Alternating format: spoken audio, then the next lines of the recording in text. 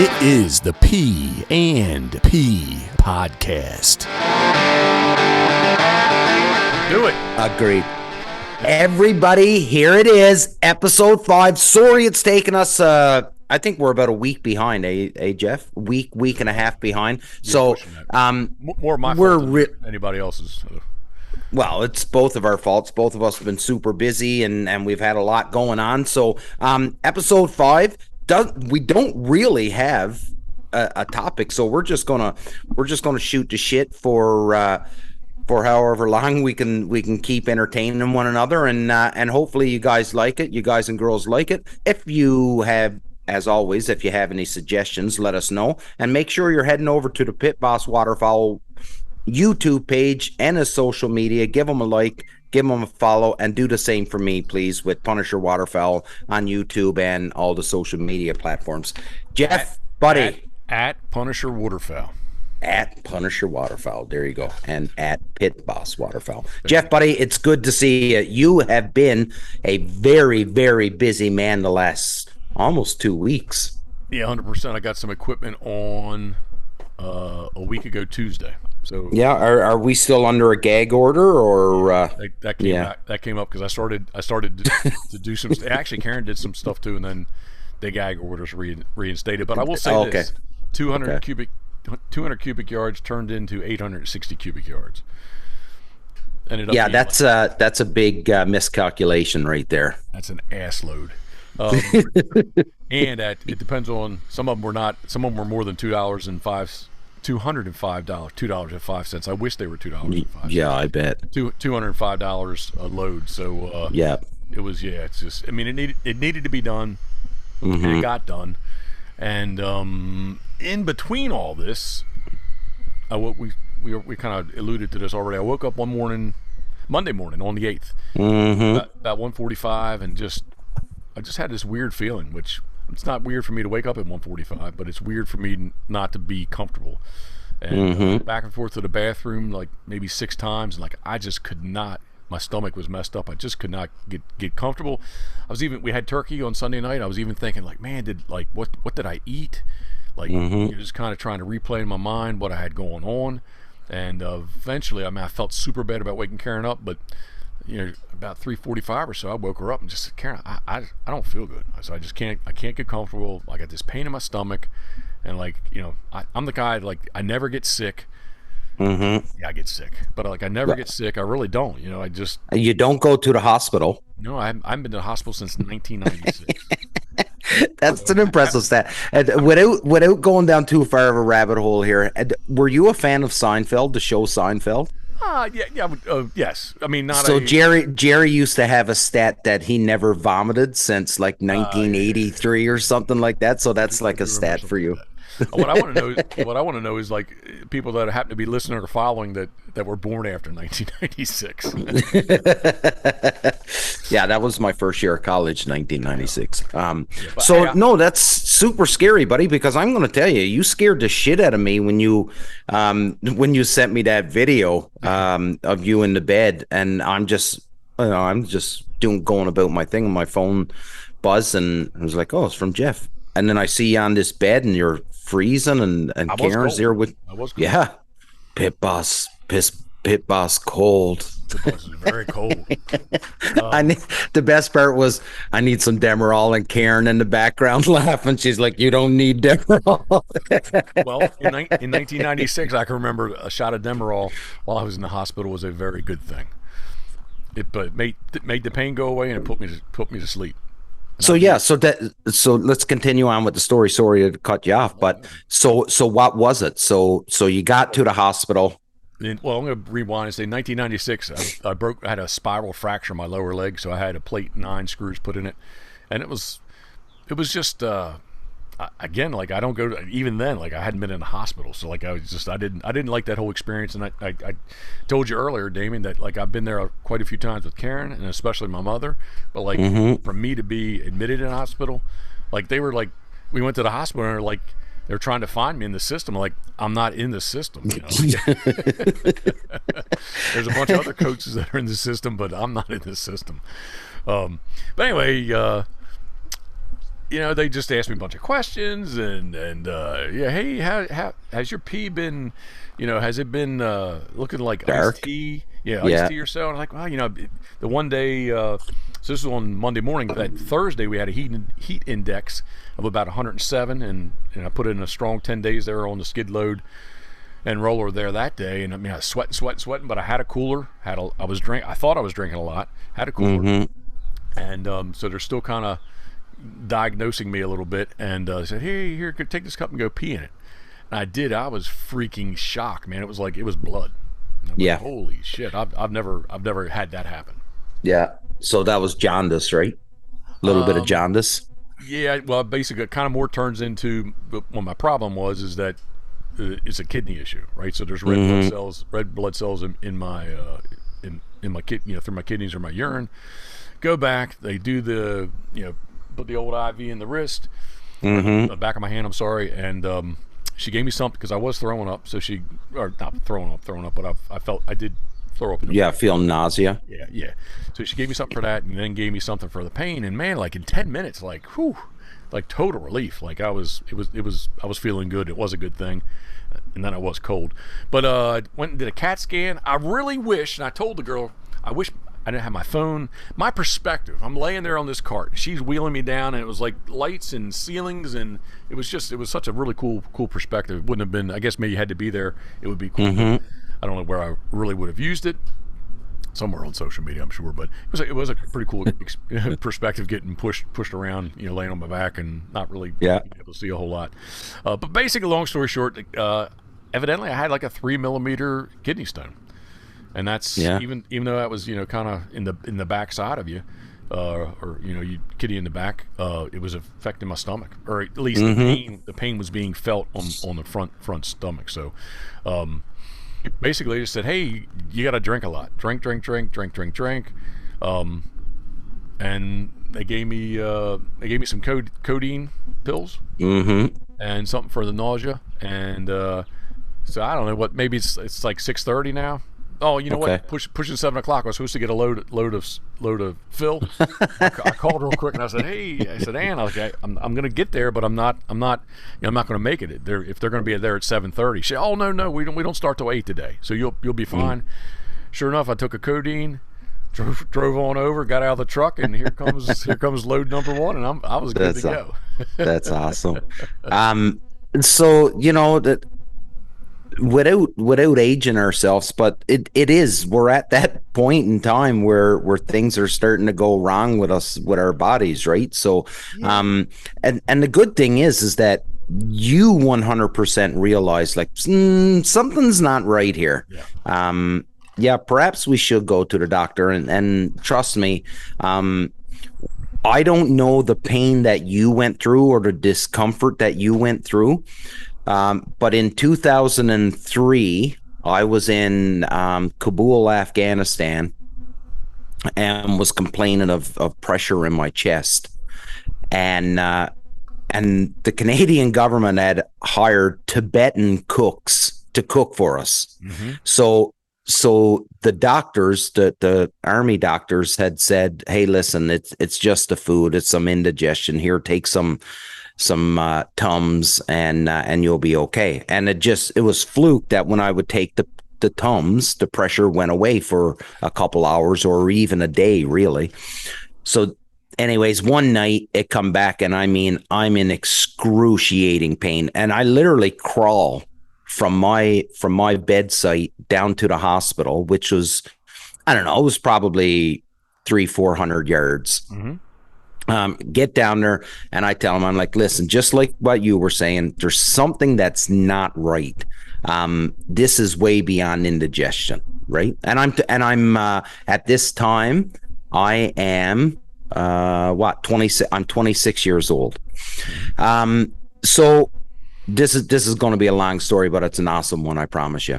So they say to me, we have an ultrasound machine, but we don't have anybody that's on staff here yet, because this was right at the beginning of coming into Afghanistan, that can actually diagnosed with a ultrasound, but I know how to use it. I'm like, whatever, I don't care, use it. So I used it. He was like, yeah, your gallbladder needs to come out like now. And I'm like, oh shit, that's not good. And they were like, yeah, just here, take a couple of these pain pills, just ease some pain. Tomorrow we're going to look at getting you flown back to Canada, and we're going to get that taken care of. I was like, okay, cool, sounds good. Anyways, back to my bed space. Hour later, I mean, like, I think this is coming out of my chest at this point. Like, it's brutal. So they throw me in the back of an army truck, beat me across one end of Kabul, which, listen, you're not driving down I-95 when you're in Kabul. So I'm getting the shit kicked out of me driving across Kabul, get into a German hospital.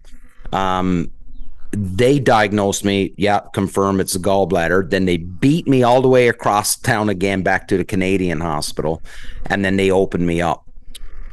So right through my abdomen, open me up, remove my gallbladder. They take out 4 gallstones, and then, you know, sew me up, and I'm on the road to recovery.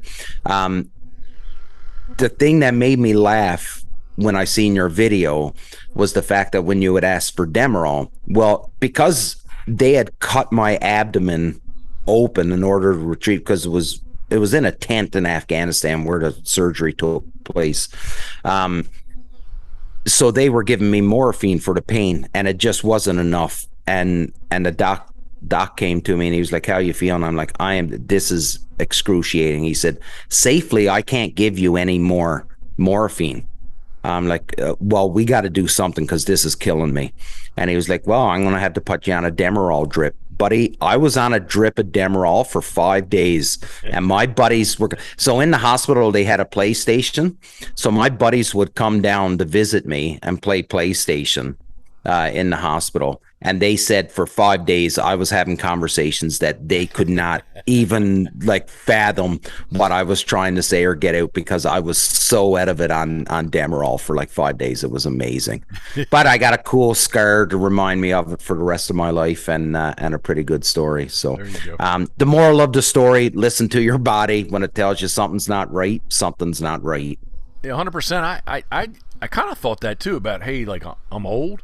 And then, like, I start talking, you know, kind of just sharing stories with other people and stuff. Like, I've, you know, older friends that are like, nah, man, I had my first kidney stone when I was 22 years old, and all. Like, I think it's more of, and again, from the research we did real quick, I guess maybe it might be somewhat genetic, but I think it's more your lifestyle of like what you drink or what you don't drink, kind of thing, right? So the doc told me, because I was 26 years old, had my gallbladder removed, and I'm from, for people that don't know, I'm from an island off the east coast of Canada called Newfoundland, where grow up on fried fish, so fried with pork fat.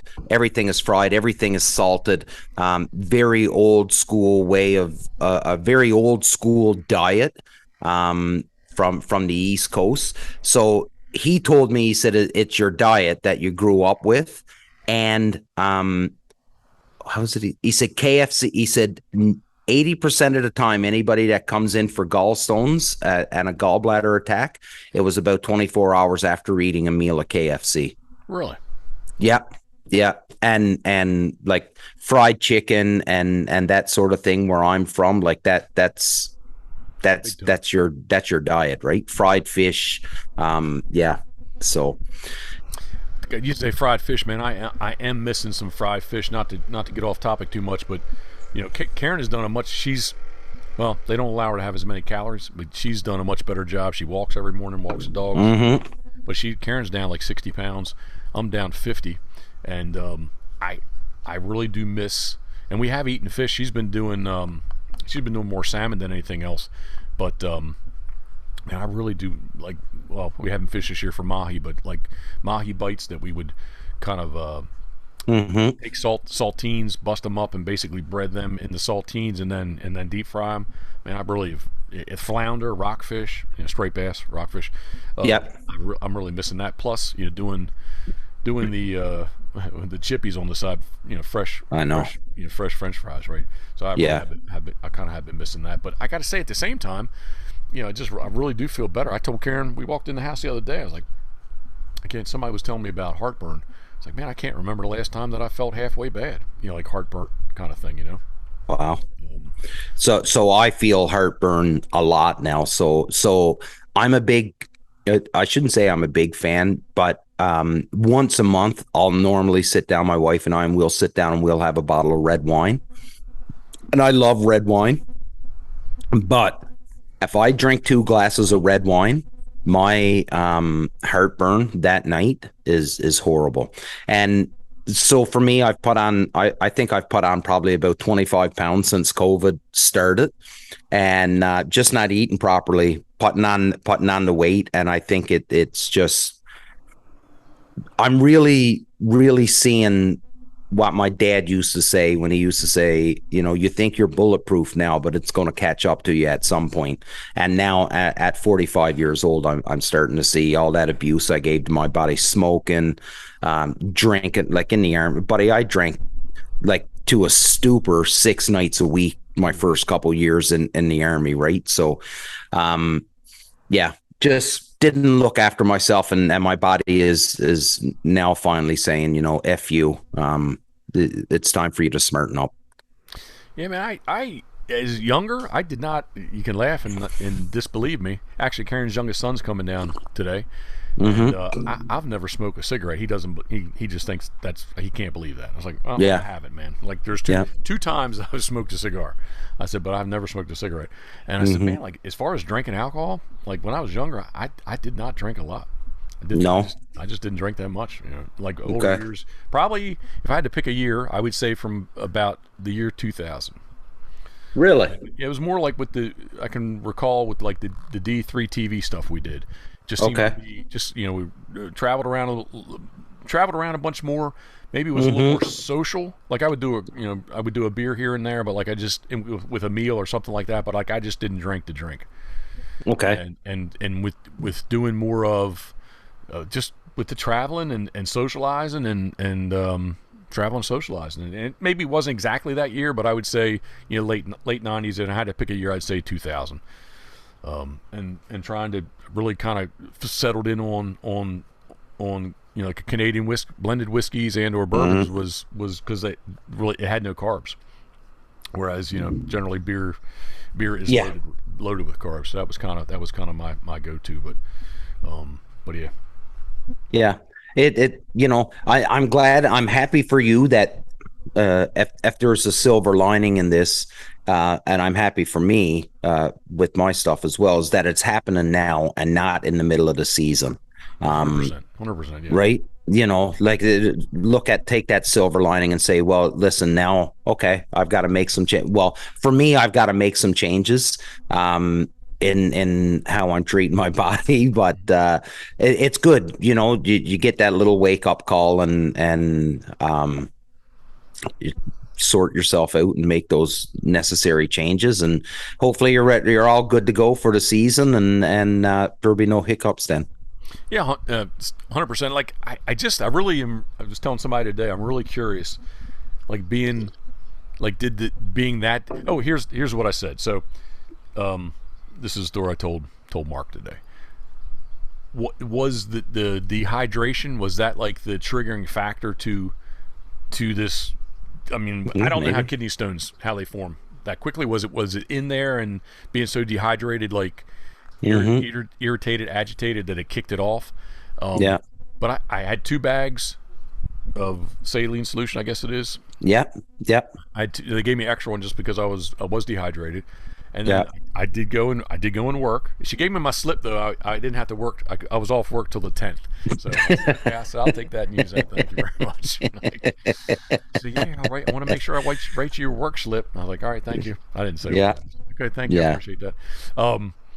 But I did take a lot of liquids that day. Yeah, but damn, man, it was like, so I have 2 bags in me and I'm drinking, and Karen's texting me, how am I? It's like, Karen, I can't pee.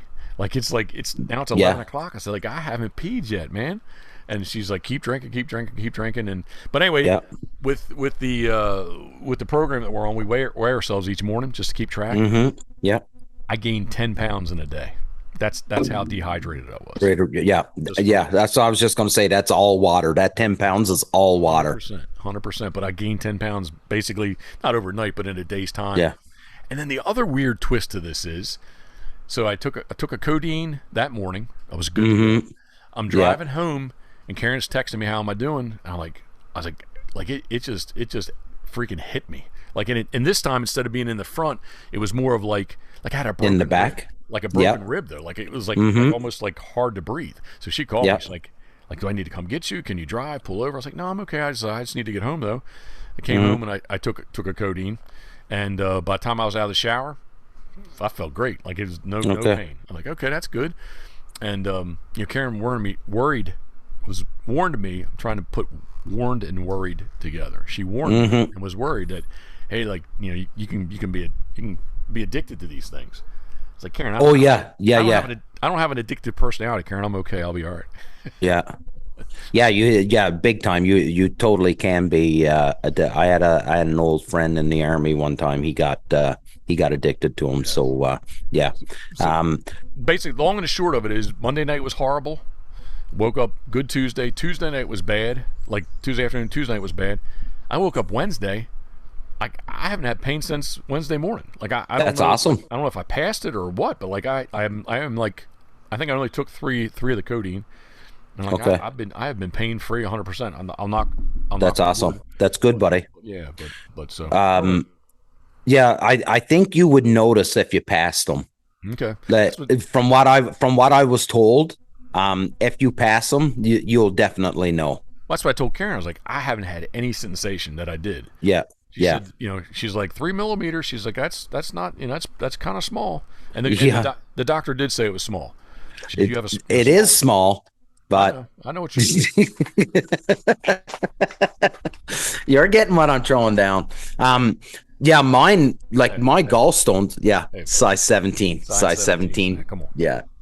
Like my gallstones, like they weren't much smaller than a marble.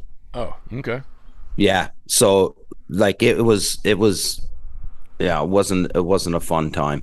And that was my first tour overseas, and not the way I wanted it to go. But anyways, listen, if anything you're taking from this episode, start listening to your body and paying attention and looking after yourself.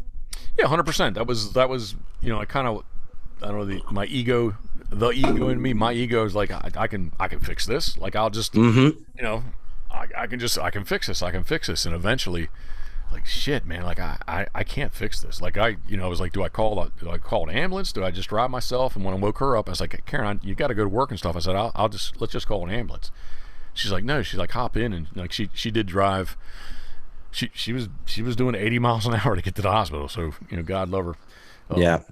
She hung out there with me too. So, but anyway, I don't know. It was kind of that thing where, like you said about age, but like I said, after, because that's the way I was thinking. I was like, wow, I'm just old. And but after talking to lots of people, like I got some friends that had them when they were in the 20s, kind of, and have had them like steady through that. I will say one thing. I don't know if I've ever referenced Big Bird Cropper, but anyway, Big Bird's a character for sure. He's a local legend here. He fishes nonstop. Got a heart of gold. Will do anything for you. And he was over there helping me, and he was helping me do something I can't talk about.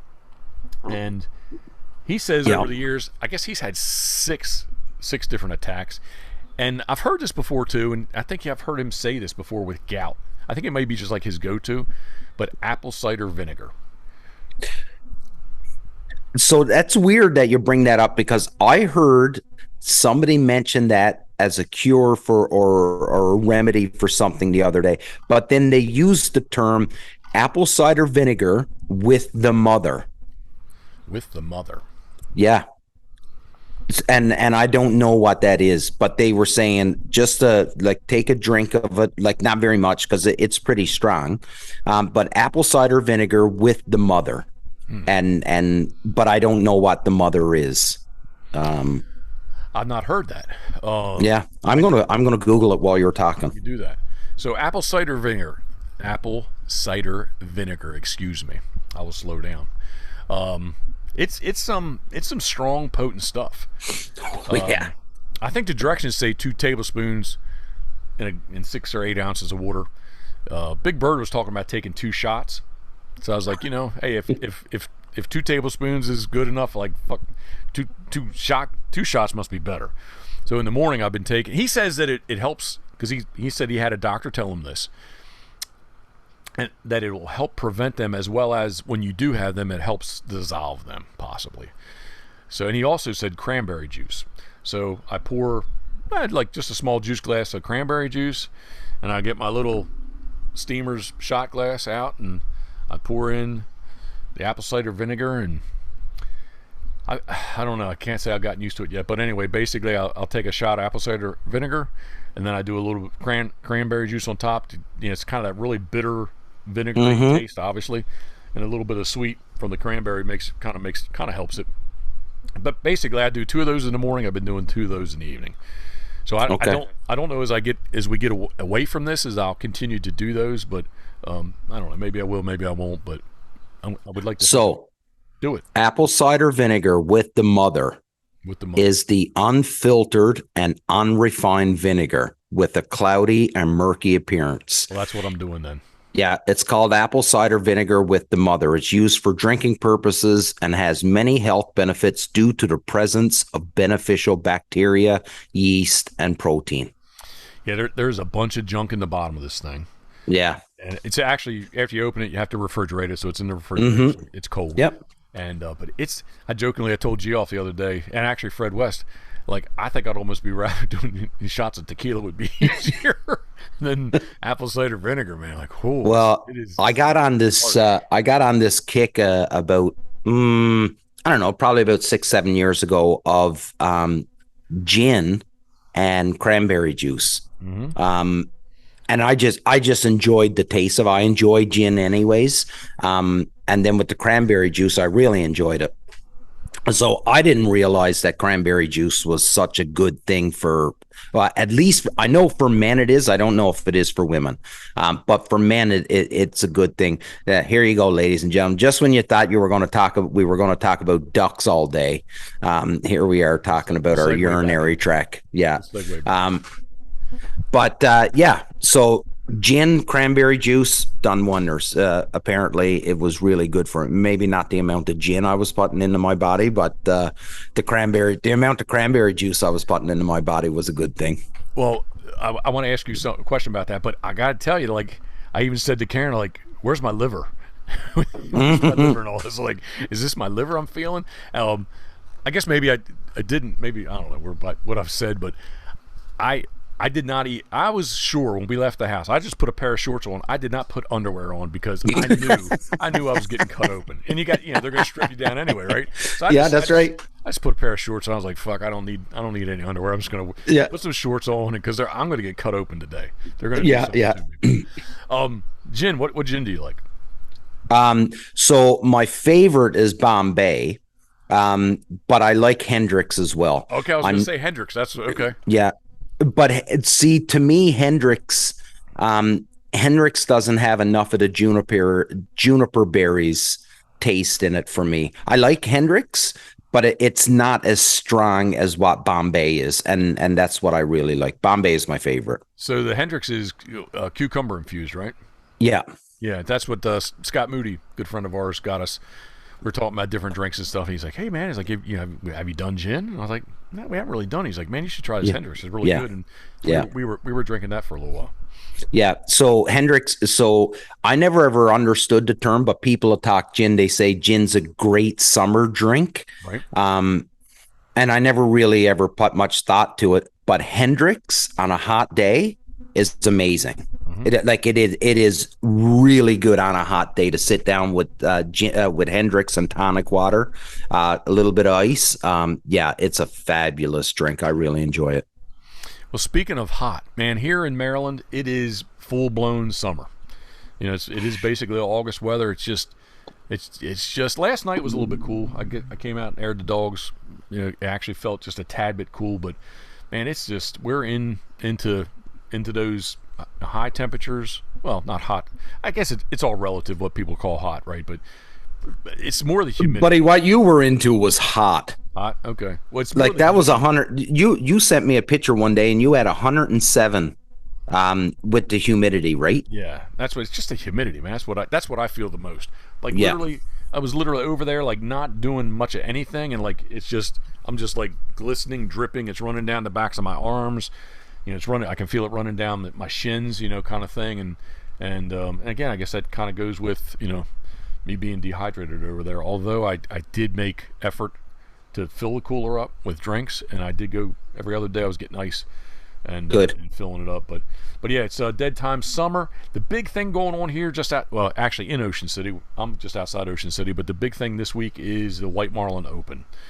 So it's the supposedly the 5 best days of August here in Maryland. Okay. It's the richest bill fishing tournament in the world. I don't know. I still haven't seen what this year's tournament is worth overall. Last year's was $8.9 million payout. What? That's insane. Yeah. How far off the coast are they going for marlin? Like, is it a really deep water fish? It's more of a water temperature. And clarity, but they're basically running to the continental shelf in the canyons. Okay. Yeah. In this tournament, the only rule is it's the distance that they can travel to fish. It's not that they have to be out so far. There's a limit on how far they can go, kind of thing, right? Oh, basically, okay. 100 nautical miles from the sea buoy that's just outside the Ocean City Inlet there. But, okay. But yeah, it's more chasing the water temperature and the water clarity. And for whatever reason, the weigh-ins are they're televised, each afternoon. So today is day 4. They don't have a qualifying, unless it came in late last night that I didn't see. They don't have a qualifying white marlin, blue marlin, or swordfish. The tuna has been there's a tuna. The first place tuna currently is worth $1.8 million. The winning white marlin last year, I think, was $3.2 million just for that fish out of that $8.9 million. So there's all kinds of I'm not gonna, if anybody is listening that really knows the tournament, I'm just trying to give everyone, this is not 100% accurate, but I'm trying to give you the analogy. If you just entered the tournament for $1,000 and entered the White Marlin Open for $1,000, I'm going to say that $3.2 million White Marlin last year, if Karen and I entered it, and because we're only going to enter the tournament for the $1,000, that fish would be worth like $150,000. But because the boat and the angler entered every category that they could, it's like all these different side bets, right, and Calcuttas, and they went all in. So instead of $1,000, it's got to be close to $40,000 that they paid to go all in, right? Yeah. So the more you spend when you catch the right fish, the more you are rewarded. Sometimes the winning fish is that lower amount, and second place and third place, or third place was worth more than first and second, just because of what entry levels that everybody entered.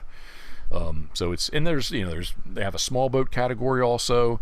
There's like daily categories. There's lots of, they make it very easy for you to spend money because there's so many different categories. Like there's captain entry levels, there's mates, there's like, really? It's just, it kind of gets so you could call it insane, but it's really open to any, like they've designed it in a way that anybody could enter. Oh, 100%. I mean, again, if you just want to enter the tournament for the $1,000, I think it gets you 6 people. I think that are registered. I think it's 6 people registered fishermen, fisherwomen. But yeah, I mean, it's again, like you can play it if you just want to go out there and try to catch the dolphin fish, right, or whatever fish that you want to try to catch. The shark category is closed this year because Mako shark are closed in the East Coast this year in the Atlantic Ocean. So there's no shark category this year, and because there's no shark category, they opened up a swordfish category. Okay. But basically, it's pelagic species fish. So okay. That's what. That's crazy, because I didn't think, like, when I thought marlin, swordfish, not so much shark, because I know even in Newfoundland now, which is in the upper end of the North Atlantic, like water temperatures are increasing enough that shark is a common occurrence in Newfoundland now, where 20 years ago it wasn't, right? So but like marlin and swordfish, I didn't think was a species that you would have an abundance of off Maryland. I thought that was a more southern, like Florida Florida fish. So again, like, I mean, basically they're coming up the Gulf Stream, right? So it's you don't have they're following that current. Yeah, so it's a big deal in Ocean City when the first white marlin is caught, and generally they're released. They're not killed. It's a lot of catch and release. Okay. But yeah, I mean, it's a big deal for the, when's the first tuna going to be caught? When's the first white marlin going to be caught? Okay. But really the best months are July's a little slow, but August, and then really in September and even October. So it's just a water temperature thing is what it is. Okay. Just like the bluefin tuna come through first. And then basically you got your yellowfin and your big eye. The bluefin move on. I'm not saying somebody wouldn't catch a bluefin, but generally they're all north of us. Right. What was it we ate in PEI? Was that bluefin? 100%. Yeah. Yep. That was.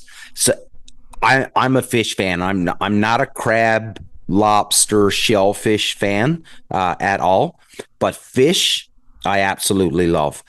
And that bluefin tuna that Karen made that time, and I know I brought it up on the Union a couple times, and maybe we've even talked about it on this one, Jeff, but I could say honestly that was probably the best piece of fish I've ever eaten in my life.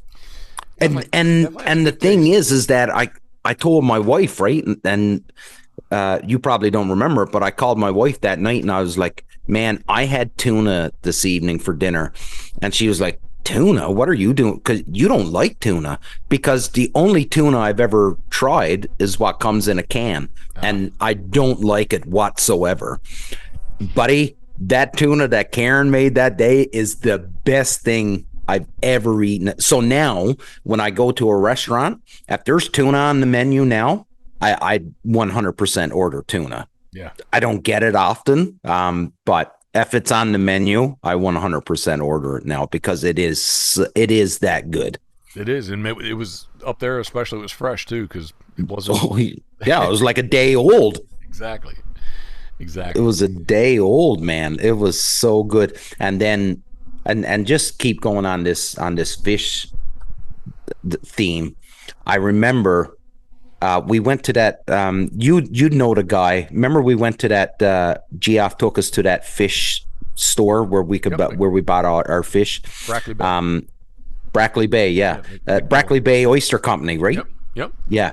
So we went there and they had fish cakes, which is a staple in Newfoundland where I'm from. So I was like, yeah, I'm buying fish cakes. And Karen had never had fish cakes. And I'm like, oh, you treated me to tuna, I'm going to treat you to fish cakes. And I can remember she was like, holy smokes, these are good. And I'm like, oh, yeah, they are amazing. Amazing. Yeah. They done a really good job with a really cool place and good people, too. Yeah, evidently they got a new building this year. I follow along on Instagram with them, and oh, really? I remember it was still like kind of snowing, and they were trying to dig footers and that kind of stuff. But that was a fairly good building that they had when we were there. It was. I think more of Geoff told me it's more of, I can't remember the name of that road, but the kind of basically the straight road that runs up. So now they were kind of off, turn and turn. Oh, right, now they're actually right out on the more accessible. Everybody's going to see them as they go by. So I think it's just more of a like location kind of thing, right? Okay. So what I want to ask you, Damien. Yeah. Because I actually, Geoff has been sending me quite a few things, some video, YouTubes and podcasts and stuff.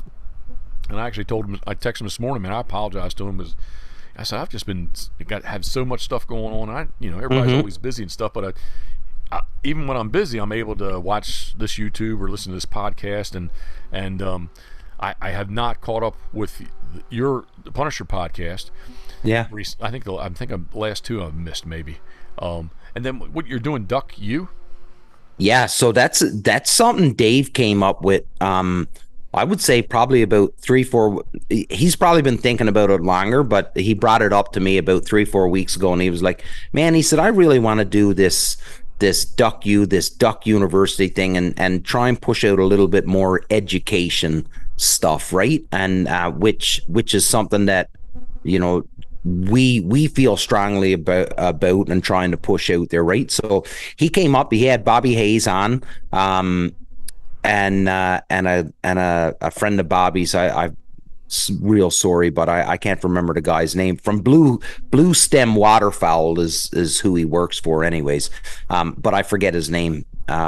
Anyways, they went through a meat duck call routine and how to do it, right? We had that event coming up in Grimsby, coming up in about a week and a half, I guess. And there's going to be a calling competition there, so it fit in nice. But Dave's got some really cool ideas of some really, really cool guests to come on and do this Duck University thing. And it's pretty quick. Like, he's on 20 minutes, half hour at most. Gets his point across. Super educational, super fun, and like always, we always try to find who we think is a great source, instead of us just standing up there and trying to make it sound like we're the expert. Dave actually goes out and gets the expert and brings it in. So it's really cool. It's not going to be a weekly episode. I think maybe every second week, every third week. Yep. Just because we don't want to flood everything and it'd be like, oh, another video from Punisher Waterfowl. You know what I mean? So, I think it's going to be really cool. It's done well on our analytics. It's done really well on YouTube. So, nice. Yeah. So, and I think, you know, we've talked about this a number of times when it comes to social media and the content that's being put out and stuff like that. And it's all great content, and I love it, because I think there's so much content out there that there's something for everybody now, as opposed to one time where it was just birds dropping out of the sky. And that's great, and I love to see it, don't get me wrong. But you watch birds fall out of the sky, unless it's a crazy shot or a crazy wicked hunt, they all really look the same. And I don't mean that in a bad way. I'm just saying, like, we need some variety. And now we're seeing these podcasts showing up, and these shows and these videos and these businesses that are out there in the industry, and they're expanding what they're trying to get across. And now it's not just pictures of birds falling out of the sky. Like, you look at what you do, Jeff, like you video and put out almost every aspect of your day. And people want to see that, because again, you can only watch birds fall out of the sky so often. Like, I remember a year and a half ago, you on the Pit Boss Grill. Like, I would go live and watch you, and there'd be like 100 people watching you do a pork shoulder. Yep. And it's because people want some variety. Well, I agree with that, and it's kind of like, I guess it only makes sense to, like, basically, you know, do and show what I would like to see, right? So way back in the day with, you know, VH, I'm going to really date myself. VHS, but don't say beta, as long as it's VHS and not beta. VHS tapes as well as DVDs. You know, kind of like the especially goose hunting. I always say it was cluck cluck cluck, boom boom boom, cluck cluck cluck, Mm-hmm. boom boom boom, cluck cluck cluck, boom boom boom. I want to see all the other stuff. Like, that's, yeah. You know, again, do I enjoy shooting stuff? Do I enjoy seeing all that? Sure, I see it every day. Of course you do. But, like, especially with somebody that I don't know, or their area, their region, you know, their style of hunting, I want to see all the other stuff, and that's always absolutely how I've been. You know, hunting's hunting, right? We all want to see that, but and there's some people that just, you know, there's nothing wrong with that either. That just want to see the, you know, the kill shots, if you will, right? Yeah, absolutely. There's nothing wrong with it. I've been following along with the Big Honker podcast, the first Stanfield Guide, their first family. Yep. One will come out tonight, I think, another one. But I messaged Jeff the other day that like episode number 4 I thought was the best. There was hunting in it, but they really got into the guides that are with them and the guiding aspect and how they how they run their guide service. And not that the first 3 episodes didn't show that, but the 4th episode is the one I thought was the best episode yet. Yeah, that's a really cool point. The last 2 episodes we've done of the Union, we had Heartland Waterfowl on, and go check those guys out. I think, and Ryan from the show had even said the same thing. I think some of the best waterfowl hunting content out there right now is coming from these guys, Heartland Waterfowl. So we had those guys on, and big hunters doing big hunts, but they showcase a little bit of the after the hunt in the hotel, doing reverse sear steaks on a hot plate sort of deal, that sort of stuff, right? And I really like that. I like seeing that side of things because it puts ideas in my head of things, especially if you're, so let's say you came to Ontario, Jeff, and you came out for a hunt with Dave and I. Well, I'd want to make that as great as an experience as I can. And I'm not a great host by nature. I just don't think of things. I love the company, but I don't like, or I don't think about all the little things to make someone comfortable or make that trip enjoyable, right? So by watching these shows, memorable. Yeah, memorable. Yep. So watching these shows now and seeing these things and seeing the variety and seeing the things that people do, and a simple thing with a hot plate in a hotel doing reverse sear steak, I think that's a cool thing, and I like to see those sort of things. Sort of like when we were in PEI last year, and I know we keep talking about it, but it was such a great trip. We ate amazing, we drank amazing, and we had some amazing friends with some amazing hunts. So it was just, and in an amazing area. Yeah. Which is, so it was pretty cool. And then last night we recorded with a guy named Micah Collins out of Kansas. He owns Big Kansas Whitetails, but he's also he's a waterfowl guide as well. But we were talking about the lodge experience that you get with him, right? Like you're sleeping on a queen size bed. You're eating. You're eating ribeye steak for dinner. It's 5-star. Yeah, 5-star, yep. Right? So and he's like, listen, don't get me wrong, fellas want to come and they want to hunt and they want to have banger hunts, but when they come back to the lodge and they can sit back with a glass of whiskey and a cigar and food isn't an option and comfort isn't an option, it says a lot, right? And I think that's what's happening. As Ryan used to say, there's a maturation. That's a big word, but the maturation of the hunter, because at some point we were all about the kill shots and the birds falling from the skies, right? 100%. We were all there, every one of us. And if you say you weren't, I'll challenge you. But now as you get older, well, you know what? That those things aren't the most important things to you now, because I can tell you, a nice bed, like when we stayed at Robbie Shaw's, like that cabin, like that, to come back after a rainy, wet, cold, whatever kind of day it was, and to know you got a fireplace to light a fire and a nice warm bed and a hot shower, that's money to me. Yeah. So you say that, I mean, well, PEI to us is this will be the 6th time that we get there. And I can't say that it's truly not about the hunting. I mean, if there was nothing to hunt, maybe we wouldn't stay as long as we stay. We definitely enjoy going and being there, right? But it's the whole package of what is there. Yeah. And yeah, it does revolve around hunting. But that's not, it's, I guess, a little bit apples and oranges, because it's we're not with a guide service, we're with good friends. Yeah. It's not, we're not on a guided hunt. I mean, are we? Sure. I'm not going to go there and not hunt on right. Them, right? So yeah. I guess in that respect, if you want to call it a guided hunt, but it's definitely not. The birds bring you to PEI, but it's not what makes you stay to PEI when you go, right? Like, is that a fair statement? 100%. I mean, Karen, if we had the checkbook, I mean, she would love to have a cottage there.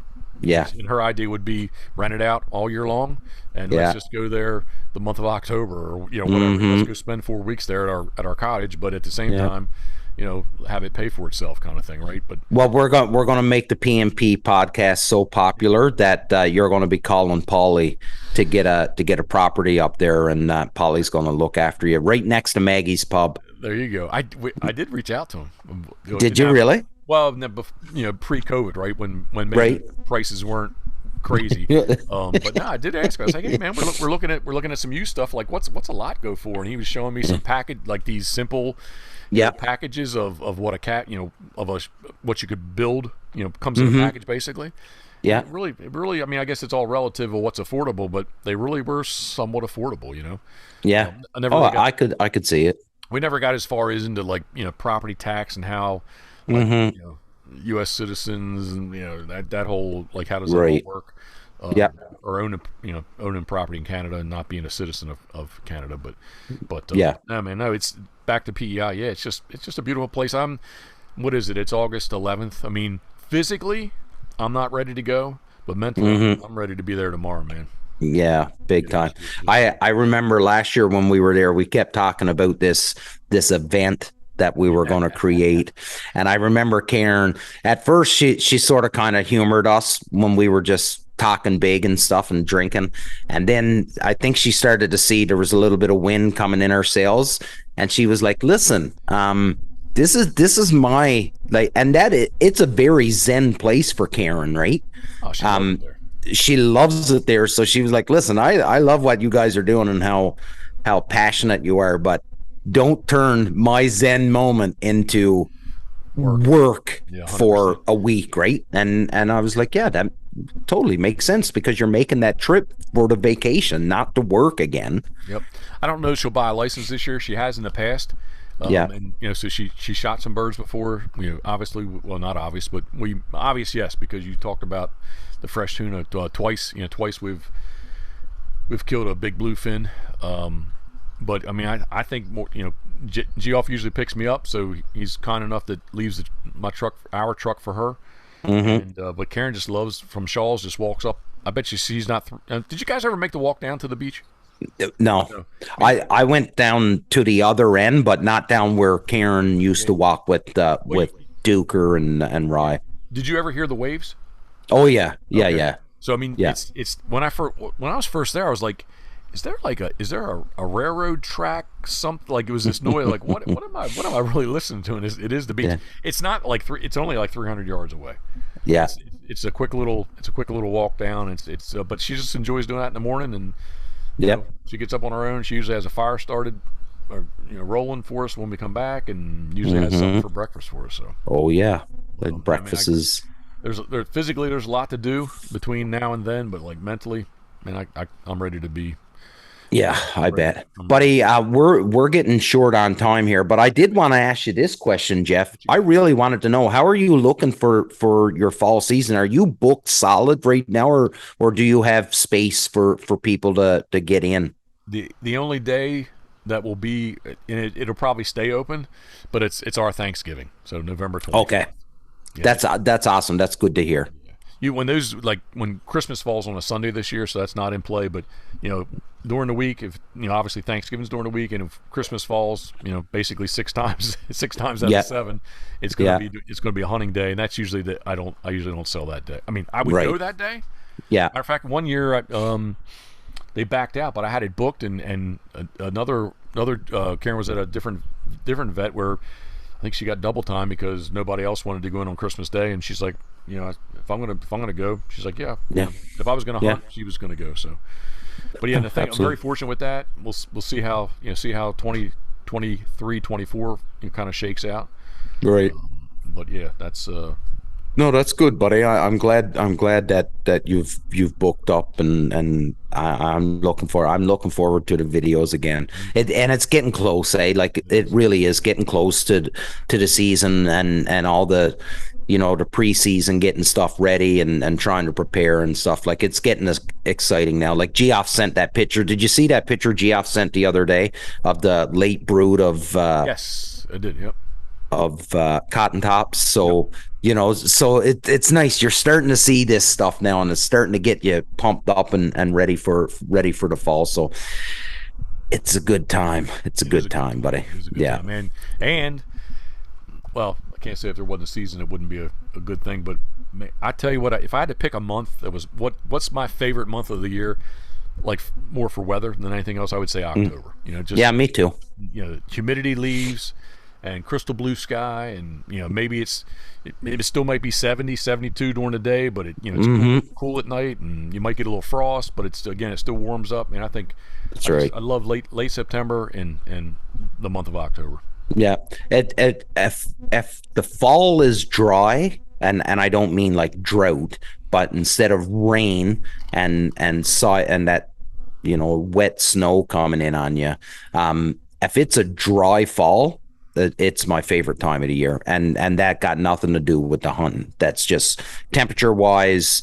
I spend the most time outside, even doing chores around the house.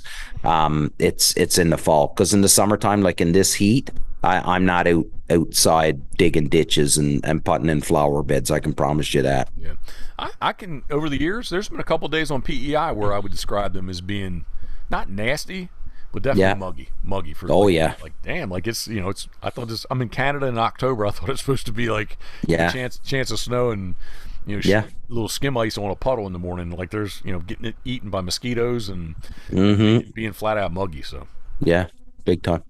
I think we end her here, buddy. Episode 5.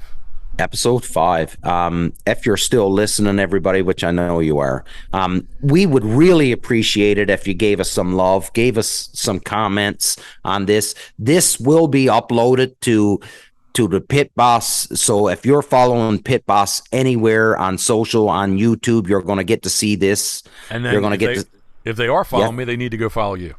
Yeah, absolutely. Please. Yep.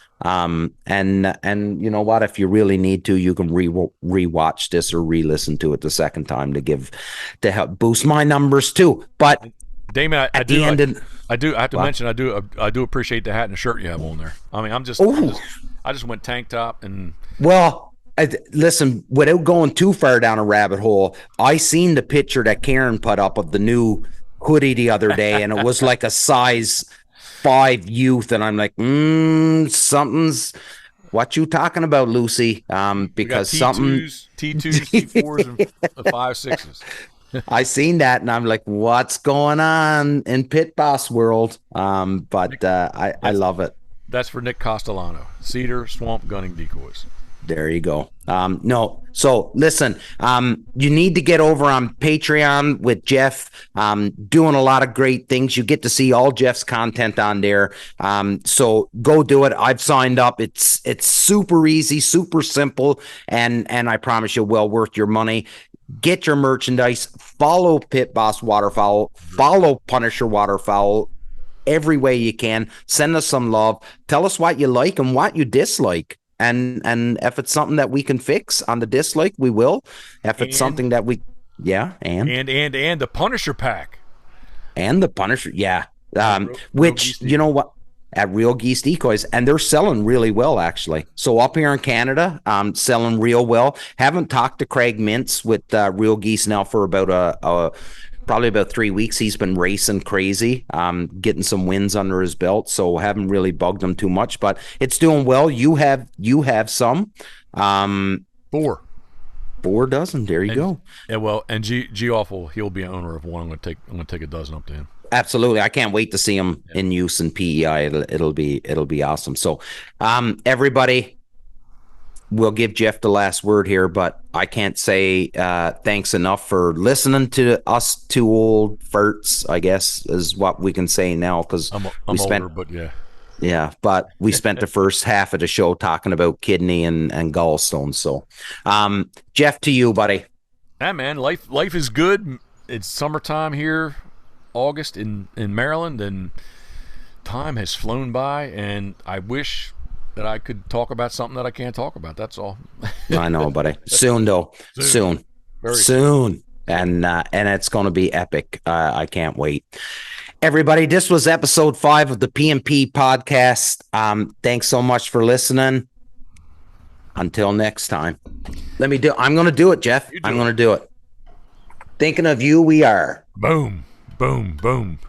There we go. Awesome. Thank you, everyone. Thanks, everybody. It is the P&P Podcast.